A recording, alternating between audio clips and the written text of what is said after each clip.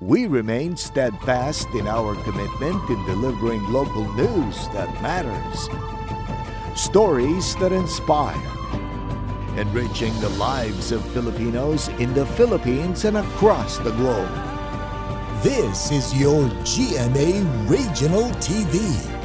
Buong puso para sa Pilipino.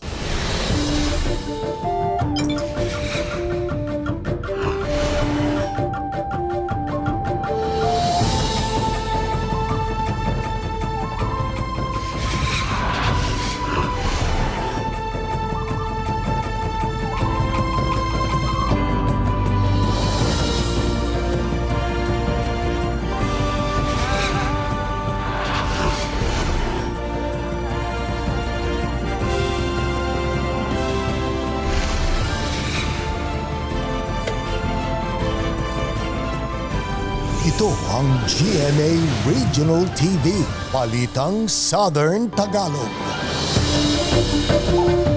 Magandang hapon mga kapuso, narito na ang Balitang Southern Tagalog. Hatid namin ang mga pinakamalaki at pinakahuling balita sa Timog Katagalugan. Live mula rito sa GMA Batangas Station, ako po si Ace Medrano. Umabot na sa 14 ang bilang ng mga nabiktima ng paputok sa Batangas City. Tumaas din ngayong taon ang bilang ng mga nabiktima ng paputok na dinala sa Batangas Medical Center kumpara noong 2023 ayon sa pamunuan ng ospital. Para sa detalye, makakasama natin live si Paul Hernandez. Paul? Sa kabila ng mga napaulat na biktima ng paputok ayon sa pamunuan ng ospital, karamihan daw sa mga ito ay outpatient lamang. Ang ibig sabihin, nakauwi na rin sila matapos nagamutin. Pagsapit ng hating gabi kagabi, kaliwat kanan na ang fireworks display at mga nakabibinging putukan. Kasabay nito, naging abala na rin ang Batangas City Medical Center dahil sa mga isinugod dito ng mga biktima ng mga paputok. Ang 26 anyos na anak ni Aling Nora, hindi tunay na pangalan, lumabas lang daw ng bahay para manood ng mga nagpapaputok. Maya-maya pa, tumakbo raw ang anak papalapit sa kanya. Tinamaan na pala siya ng hindi patukoy na paputok. Nag-iiyaw na po siya ng siya ay naputukan. So, pumasok po kami sa bahay yun, panay ang agos ng dugo. Parang nataranta din ako, hindi ko alam kung anong gagawin kasi ano lang kami, mag-iina lang kasi kami. Minalas yung anak ko na siya ang naputukan. Nakakalungkot kasi kami, nag-iingat talaga kami, hindi kami bumibili ng kahit na anong uri ng paputok. Kasi po yung medyo delikado nga. Nakauwi na rin ang anak nito matapos isailalim sa x-ray at maturukan ng anti-tetanus. Samantala, sugatan din ang kinakasama ni Alaysa na si JR matapos tamaan ng puli ng kanyang motorsiklo. Binobomba raw nito ang motorsiklo sa loob ng bahay bago mangyari ang aksidente. Oras ng kasiyahan, bigla po silang nagbomba ng motor. Siguro po sa sobrang lakas na, nabiak yung pinakapanggilid ng motor, natamaan po siya sa may leeg, kaya nahiwa yung ganto niya. Yung iba po kasi ay incidental tulad ng isang pasyente natin. Samantala yung iba mismong humawak po mismo ng fireworks nila. Simula December 24, 2023 hanggang ngayong araw, January 1, 2024, 14 na kaso ng firework-related injuries ang naitala sa ospital, kabilang na dito ang 2 kaso na tinamaan ng stray bullet o ligaw na bala. Ayon sa tagapagsalita ng ospital, minor injuries lang ang tinamo ng mga biktima. 8 taong gulang ang naitalang pinakabata at 61 naman ang pinakamatanda. Pero mas marami ang bilang na ito ngayon kung ikukumpara sa 10 naitala nila noong 2022 sa kaparehong petsa. Possible po kasi kalimitan may mga bata po tayo So yung mga bata maaari po sila na nagkaroon sila ng curiosity sa mga paputok lalo na kakatapos lang ng pandemic. So excited sila. 3 sa mga biktima kabilang ang 2 tinamaan ng ligaw na bala ang kasalukuyan pang nagpapagaling sa nasabing paggamutan. Bukod pa sa mga fireworks-related injuries, 16 na vehicular accidents din ang naitala ng ospital kagabi. Samantala, umaabot na sa 231 ang nabiktima ng paputok sa Calabarzon base sa datos na ilabas ng DOH mula December 21, 2023 hanggang ngayong araw, January 1. Pinakabata rito ang 11 buwang gulang na sanggol na tinamaan ng pikulo sa kanang mata. Hanggang January 6 pa magtatagal ang Oplan Iwas Paputok campaign ng health authorities, kaya panawagan nila sa publiko. Pakibantayan naman po ang ating mga bata kasi hindi po natin alam na maaaring mag-cause ng firework-related injuries ang kanilang paghawak sa mga paputok. Dahil lagi po nating tatandaan, bawat buhay ay mahalaga. Sa pagtatapos ng Code White Alert status sa January 6, umaasa yung pamunuan ng ospital na hindi na madaragdagan pa yung bilang ng biktima ng paputok. Ace. Maraming salamat, Paul Hernandez. Pinagsisira ng mga otoridad ang hindi bababa sa 1 million pesos na halaga ng mga nakumpiskang iligal na paputok sa Calabarzon. Nagbabalik sa report si Paul Hernandez. Isa-isang inilubog sa drum na puno ng tubig ang iba't ibang uri ng paputok na iligal umanong ginawa at ibinebenta sa iba't ibang lugar sa Calabarzon Region. Nanguna mismo sa pagsisira ng mga ito si Police Regional Office 4A, Regional Director Police Brigadier General Paul Kenneth Lucas. Bunga ang pagkakakumpiska ng masusing paggalugad ng pulisya sa mga lugar na nagsisilbing pagawaan at tindahan ng mga paputok gaya ng kwitis, bawang, whistle bomb, sawa at iba pa. Maging mga improvised cannon o boga, hindi rin nakalagpas ni UP at sinira rin ng mga ito. Hindi bababa sa 1 milyong pisong halaga ng mga pinagsama-samang illegal firecrackers at pyrotechnic devices na nasabat ng operatiba sa magkakaibang bayan at lalawigan sa rehiyon. Ang mga naarestong responsable sa illegal na kalakaran nahaharap sa kasong paglabag sa RA 7183 o Act of Regulating the Sale, Manufacture, Distribution and Use of Firecrackers and Pyrotechnics. Nagpapasalamat si PNP Regional Director 4A sa publiko at komunidad na nagpapaabot sa kanila ng impormasyon hinggil sa mga illegal na operasyon. Mas kailangan pa raw nila ng kooperasyon ng taong bayan sa mga susunod pang aktibidad ng kapulisan sa rehiyon sa pagsawata sa mga irresponsable umanong pagnenegosyo. Paul Hernandez, Balitang Southern Tagalog. Unti-unti nang dumadagsa ang mga biyaherong pabalik sa Metro Manila at karatig probinsya sa Batangas City Grand Terminal. Narito ang report ni Hazel Alviar. Simula raw alas 3 kaninang madaling araw, dire-diretso na ang biyahe ng bus patungong Maynila at karatig probinsya mula sa Batangas City Grand Terminal. Ang bus company nga ni Ruel, 10 na raw ang nakabiyahe patungong Maynila. Halos balikan po ang pasahero Kaya sa kanina sa Cubao, pagdating namin pila po sa Cubao. Pagdating namin sahod na po, kuha na rin kaagad. Karamihan sa mga pasahero, balik Maynila na o kaya naman ay sa mga karatig probinsya na nagbakasyon mula sa kanilang mga kaanak. Tulad ni Miles na sa Ibaan sinalubong ang bagong taon. Pauwi na raw siya sa Bataan at mas piniling bumiyahe na ngayong unang araw ng taon para may sapat pang pahinga bago pumasok sa Miyerkules. Kung ko-consider po, mapagod din po kasi ako bukas.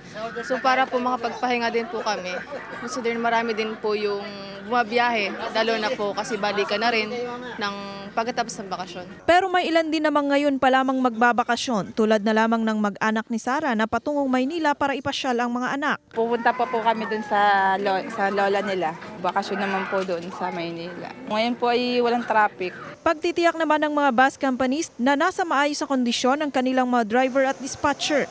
Hindi naman po ang pinipilit ma'am ng kumpanya namin. Kahit na bawa isang ikot po sila, 2 ikot. Basta kaya po nila.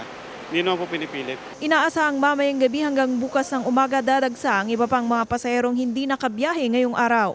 Kasama si J.R. Manjares, Hazel Alviar, Balitang Southern Tagalog. Sa sementeryo, piniling ipagdiwang ng ilang magkakaanak ang unang araw ng bagong taon sa puntod ng mga yumaong mahal sa buhay. Narito ang report ni Paul Hernandez. May Bluetooth speaker na dala sa sementeryo sina Gwyneth para rito ipagdiwang ang post-New Year sa lubong. Dinalaw nila ang mga mahal sa buhay na naunang nahimlay. Dito, mas kumpleto raw ang pamilya nila. May handa naman kahit papano, pero yung handa namin this year is hindi yung kagaya po nung mga nakaraang taon kasi syempre parang nandoon pa rin yung pagluluksa. Hindi rin sa mall, parke o mga pasyalan sinelebrate ng pamilya Maranan ang unang araw ng 2024. Bahagi raw ng tradisyon nilang bisitahin ang kanilang namayapang mahal sa buhay. Yung iba po ay may trabaho, tas kami po ay may pasok. Ngayon lang po yung holiday at nagkakasama-sama. Kaya po dito lang po namin naisip mag-spend ng New Year po. Dahil sa mismong araw ng bagong taon na tapat ang ika-40 araw ng kamatayan ng ama ni Ellen, sa sementeryo na rin sila nagsama-sama ng pamilya. Pagkatapos magtirik ng kandila at magdasal, salo-salo na sila sa pananghalian. Inay and tatay, alam kong nandyan po kayo. Happy New Year po, inay and tatay. Sana po lagi kayong nandidiyan para po kami ay gabayan. Kami pong mga anak, mga manugang ninyo at inyo pong mga apo. Para sa mga pamilyang nagsipagdalaw, wala na raw mas e-espesyal pa sa regalong alalahanin pa rin ng mga yumao, lalo na sa mga espesyal na okasyon gaya ngayon. magpapalit daw ang taon. Pero kailanman ay hindi nila maibabaon sa limot ang masasayang sandaling kapiling pa ang mga mahal sa buhay. Kasama si Kel Ravaca, Paul Hernandez, Balitang Southern Tagalog. Isinilang sa Batangas Medical Center ang 4 na malulusog na New Year babies. Itinuturing naman ang mga sanggol na biyaya ng kanilang mga magulang. Narito ang report ni Hazel Alviar. Pasado alaunang kaninang madaling araw nang isilang ni Edel ang isang malusog na sanggol na babae sa Batangas Medical Center. Masaya raw siya dahil bukod sa itinuturing na New Year baby ang kanyang anak na pinangalan ng Amara Faith, matagal na rin daw nilang ipinagdasal ang pagkakaroon ng isa pang anak. Ibig sabihin po ng Amara ay blessing po siya. Dahil yung panganay po, yung una ko po, yung kuya niya, 6 years old na po. Bali, matagal din pong nasundan. Hiling na lang daw niya ngayon ang kabutihan para sa anak. Siyempre, unang-una may takot po sa Panginoon. At lumaki pong mabuting tao at healthy. First time mom naman si Kathleen na nagsilang ng isang healthy baby girl. 10:00 pa raw ng gabi kagabi nang magsimula siyang mag-labor. Kasabay ng ingay ng putukan sa labas, ang unang pagkakataon niyang marinig ang iyak ng kanyang anak. Yung mga na doon po sa operate, sa loob po ng emergency, sobrang tawa din po sila nung habang nilalabas ko po ito. As in, sila po yung mas excited. Masarap po sa pakiramdam, tapos biglang yun, napaiyak nga po ako, napaluwa ako. Kasi naging success nga po yung Tapos New Year's baby nga po yung tawag nila. Hindi man eksaktong 12:00 ng hating gabi sinilang ang 4 na malulusog na sanggol. Itinuturing pa rin silang New Year babies at higit sa lahat, biyaya para sa kanilang pamilya. Mga 1 to 2 days upon observation at normal po sila kasama ng mga nanay, maaari na po natin silang pauwiin. Always remember, mothers, breastfeeding is still best for babies. So as much as possible, always nurture their kids, always nurture their child. Kasama si J.R. Manjares, Hazel Alviar, Balitang Southern Tagalog. Ito ang GMA Regional TV, Balitang Southern Tagalog.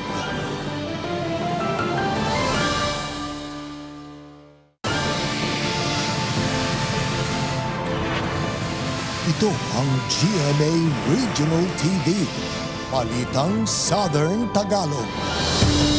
Mangilan-ngilan pa lang ang mga biyahero sa Batangas Port na pauwi sa iba't ibang probinsya.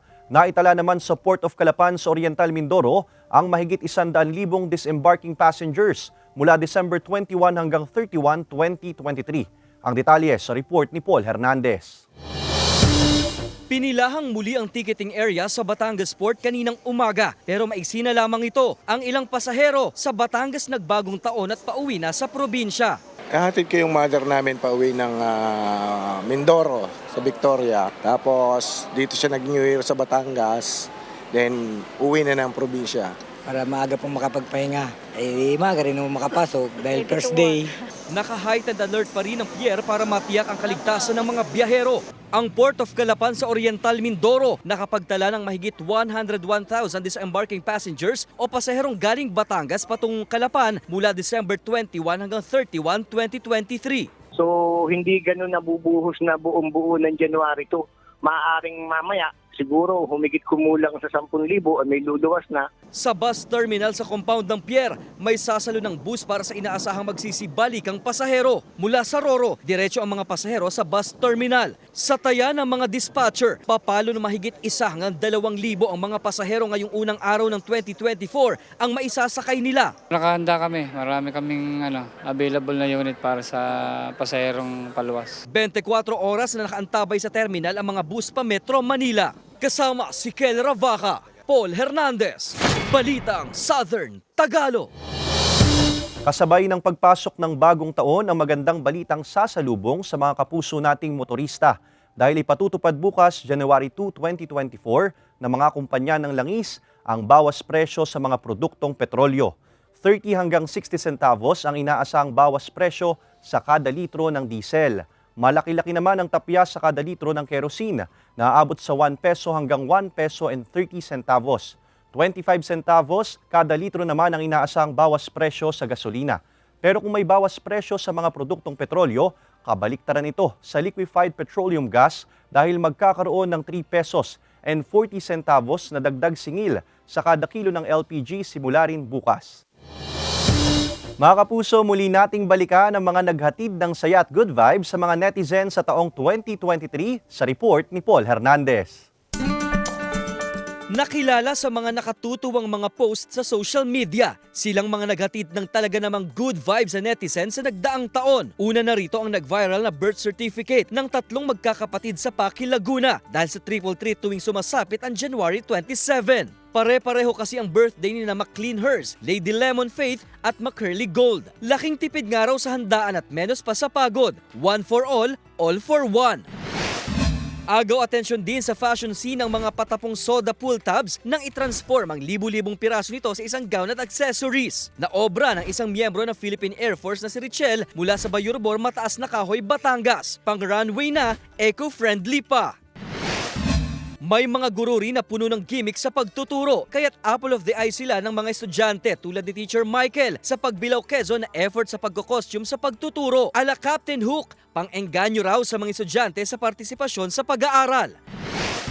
Para hindi maramdaman ang tindi ng init sa classroom, sa labas pinag-exam ni Teacher Jong mula sa Riaya, Quezon ang kanyang mga estudyante. Fresh air na, iwas kopyahan pa. Bantay sarado raw ni Teacher ang pagsusulit. Paanda rin ng iba't ibang kasal na sinakyan ng marami. Gaya nito na ginawang bridal car ang payloader sa renewal of vows sa Bungabong Oriental, Mindoro. Sakay naman ng shuttle service ang bagong kasal na ito papunta sa kanilang wedding reception, complete with a wedding entourage. Kakaiba naman ang naging reception sa kasal sa Tagaytay City. Ang feel kasi rito, mala airport, may check-in counter, baggage, scanner at immigration officer pa.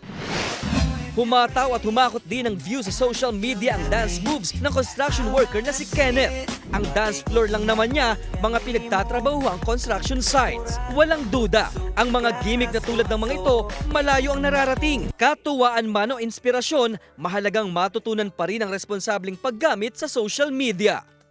Kasama si Buhay Adante Jr., Paul Hernandez. Balitang Southern Tagalog. Mapapanood na ang pelikulang Firefly sa mas maraming sinihan. Samantala, ang mga bagong henerasyon ng sangre nakasama ang mga sangre ng 2005 sa bagong teaser video. Narito ang report ni Hazel Alviar. Dahil sa patuloy na pagtangkilik ng mga manunood, mas dumami pa ang mga sinihang nagpapalabas ng award-winning film na Firefly. 36 na sinihan ang naidagdag pa sa listahan sa Luzon kung saan maaring panoorin ang pelikula. Kasabay ng pagsalubong sa bagong taon, ang pasabog na teaser ng inaabangang Encantadia Chronicles Sangre. Sa inilabas na teaser video, nagkasama-sama ang lead cast na sina Sanya Lopez, Glyza De Castro, Kylie Padilla at Gabby Garcia at ang mga bagong henerasyon ng mga sangre. Mapapanood ang Encantadia Chronicles Sangre ngayong taon. Samantala, malalaman na ni Elias kung saan dinala ng mga kaaway si Neneng. Susugurin na nito ang bahay ng mga Aguilero para iligtas ito. Tuluyan na rin niya kayang mapabagsak ang mga Aguilero. Ang lahat ng yan abangan sa Black Rider pagkatapos ng 24 oras. Hazel Alviar, Balitang Southern Tagalog. Ito ang GMA Regional TV. Balitang Southern Tagalog.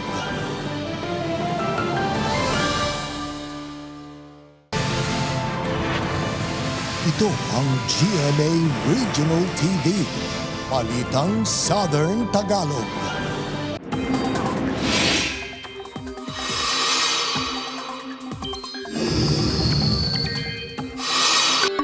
Mga kapuso, walang namamataang bagong sama ng panahon o bagyo na iiral o papasok sa loob ng Philippine Area of Responsibility sa mga unang araw ng bagong taon. Amihan at easterlies pa rin ang makakaapekto sa malaking bahagi ng bansa. Base sa datos ng Metro Weather, posible ang ulan sa ilang bahagi ng Quezon, Mindoro Provinces at Palawan.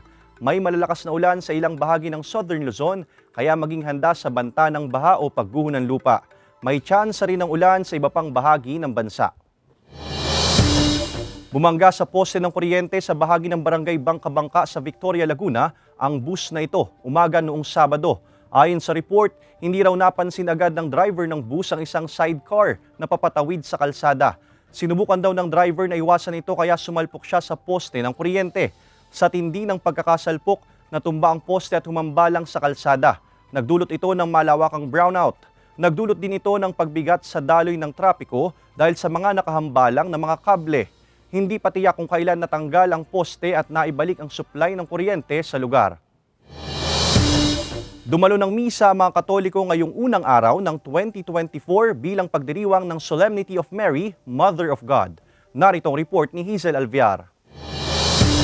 Dagsa ang mga mananampalataya ngayong unang araw ng 2024 sa National Shrine and Parish of St. Padre Pio sa Santo Tomas City, Batangas. Hindi lang dahil bagong taon, kundi dahil ipinagdiriwang din ng mga Katoliko tuwing January 1 ang dakilang kapistahan ni Maria bilang Ina ng Diyos o Solemnity of Mary Mother of God na isang holiday of obligation o pistang pangilin ng simbahang Katolika. Sa kapistahang ito, kinikilala si Birheng Maria sa naturang titulo na isa sa pinakaimportanteng Marian dogma ng simbahan. Ayon sa simbahang Katolika, ang pagkilala kay Maria bilang Ina ng Diyos ay nakaugat sa pagkilala sa pagka-Diyos ng kanyang anak na si Jesus. Sa humiliya, binasa ng paring tagapagdiwang ang liham pastoral ni Lipa Archbishop Gilbert Garcera. Binigyan din dito ang mensahe ni Pope Francis para sa bagong taon. Sa mensahe ng Santo Papa para sa bagong taon, kanyang inaasahan na matapos na ang digmaan at pagkakawatak-watak ng mga tao dahil sa kawalang katarungan na patuloy na nararanasan ng mga mahihirap at ng mga taong binabaliwala ng lipunan. Kasabay ding ginugunita ng simbahan ang pandaigdigang araw para sa kapayapaan. Sentro din ng humiliya ang responsableng paggamit ng artificial intelligence patungo sa kapayapaan at kapatiran sa mundo. Sa misa namang pinangunahan ni Reverend Father Juan Carlos Coloso sa Minor Basilica of the Immaculate Conception sa Batangas City, binigyan linaw niya na araw ng pangilin ang January 1 kung saan obligadong magsimba ang mga Katoliko. Hindi dahil sa bagong taon, kundi bilang pagpaparangal sa mahal na Birhen. Gaya sa iba pang mga simbahan sa lalawigan ng Batangas, binasa rin sa homilya ang pastoral letter ng Arsobispo ng Lipa. Alas 9:30 naman ng umaga ng pangunahan ni Diocese of Lucena Bishop Mel Ray Uy ang misa para sa dakilang kapistahan ni Maria, Ina ng Diyos, sa St. Ferdinand Cathedral sa Lucena City, Quezon. Gamitin natin itong pagkakataon na binigyan pa tayo ng isa pang taon ng Diyos para maging blessing tayo sa isa't isa, para tayo maging pagpapala sa isa't isa. Binigyang diin din ng obispo ang mga pagpapalang ginawa ni Jesus at ang pagiging mapagpakumbaba ng Birheng Maria. Hamon niya sa mga nagsimba ang pagbabahagi ng kapayapaan sa kapwa. Samantala, bukod sa January 1, pistang pangilin din ng mga Katoliko tuwing December 8, kapistahan ng Immaculada Concepcion at December 25, araw ng Pasko. Hazel Alviar, Balitang Southern Tagalog. Sama-samang sinalubong ang bagong taon ng mga residente mula sa iba't ibang barangay sa Batangas City sa Plaza Mabini. Nag-enjoy din sila sa 6 na minutong fireworks display. Tunghayan yan sa report ni Paul Hernandez.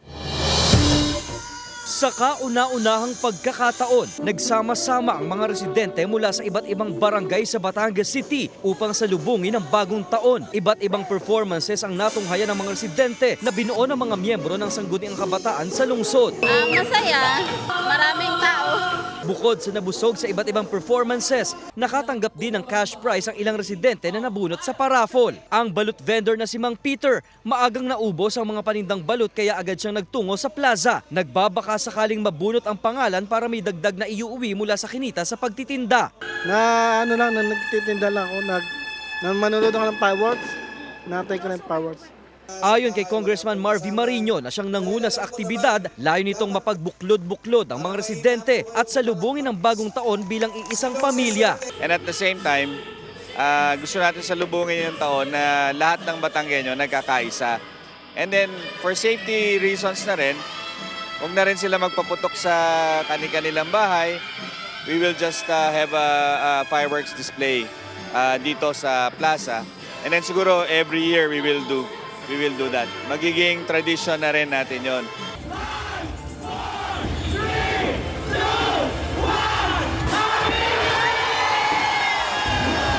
At sa hudyat, nagliwanag ang kalangitan sa inihandang fireworks display sa harap ng Minor Basilica of the Immaculate Conception na tumagal ng 6 na minuto.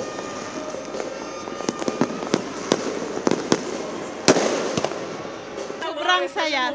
Masayang-masaya. Kasi may mga fireworks, pati mga anak ko masisiyahan. at saka magiging ligtas sila. Kaya mas pinili po namin dito kaysa sa bahay.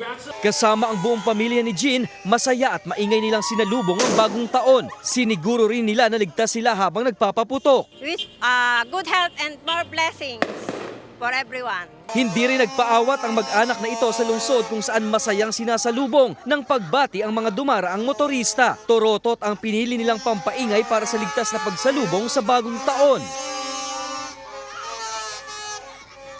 Samantala kung sama-sama ang magkakaanak sa pagsalubong sa taong 2024, ang pamilyang ito ni Efren Dandoy mula Zamboanga del Sur sa kalsada na inabutan ng pagpapalit ng taon. Sinamantala nilang kumita sa pagtitinda ng fishball at iba pang street food. Tinda dala panood na po. Kasi boring naman doon sa bahay, kami lang eh. Kaya para diretso na panood. So nakabinta-binta na rin po. Naging emosyonal naman si Richella nang mapag-usapan ng kaanak na naiwan sa Mindanao. Ayon sa kanya, naaalala niya ang kanyang kapatid na may iniindang karamdaman. Ang tanging hiling niya ngayong bagong taon, ang wish ko po, sana gumaling na yung kapatid ko. Kasi may sakit po eh.